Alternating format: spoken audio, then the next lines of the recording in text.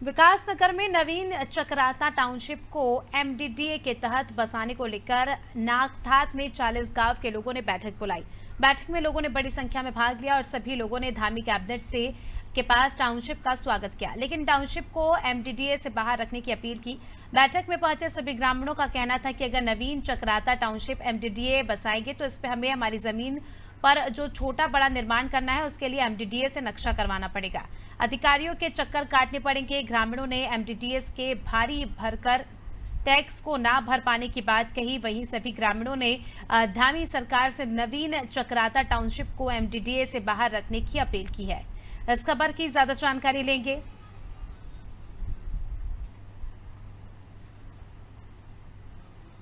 चक्राता से लेके और यमुना पुल तक टाउनशिप जिसको बोल रहे हैं टाउनशिप बनेगी, भाई प्रस्तावित टाउनशिप है।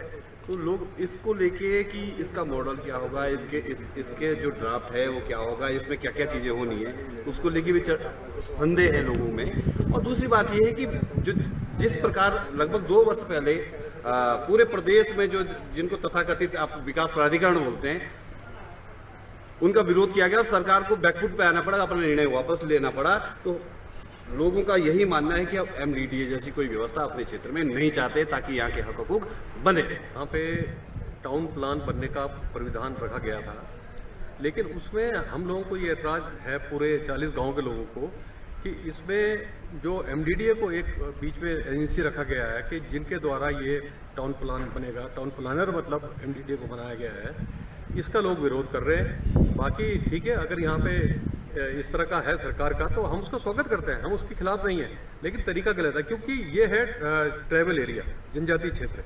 और जनजातीय क्षेत्र में अगर हमारे हक हुकूक पे बात आएगी तो वो फिर बर्दाश्त से बाहर है। चलिए, विकासनगर से हमारे सहयोगी विक्रम सिंह हमारे साथ जुड़ चुके हैं।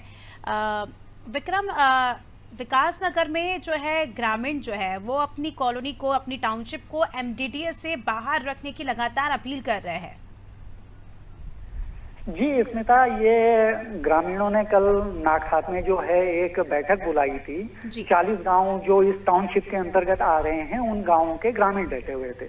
अब उनका कहना यह है कि सबसे पहली बात तो यह है कि जो ये टाउनशिप बस रही है, जो ये क्षेत्र है, ये विधानसभा जो है ये पूरी के पूरी जनजाति में आती है। तो उनका कहना यह है कि यहाँ अगर कोई बाहर से लोग आते हैं तो वो जमीन नहीं खरीद पाते हैं क्योंकि उनके नाम जमीन ही नहीं होती है। अगर कल के डेट में एमडीडीए यहाँ आता है और भविष्य में जो उनकी बंजर पड़ी हुई जमीन है, क्योंकि वो तो सरकार की होती है, और उस पे वो फ्लैटों का निर्माण कर देते हैं तो उसके लिए तो कोई मनाही नहीं होगी क्योंकि वो तो स्वतः ही उनके नाम हो जाएगा। तो जो यहाँ की संस्कृति है, जो यहाँ की शांत वादियाँ है, उसमें अगर बाहर से लोग आएंगे तो जो हमारी संस्कृति है, जो इन लोगों की संस्कृति है, उस पर भी कुटाराघात होगा। तो यही इनका कहना है कि हम इस विरोध में नहीं है कि टाउनशिप ना बसे, हमारा विरोध यह है कि जो ये नोडल एजेंसी रखी गई है एमडीडीए, इसको ना, इसके तहत ना बसाया जाए, यहाँ एमडीडीए का कोई वो ना हो, ताकि हमारा क्षेत्र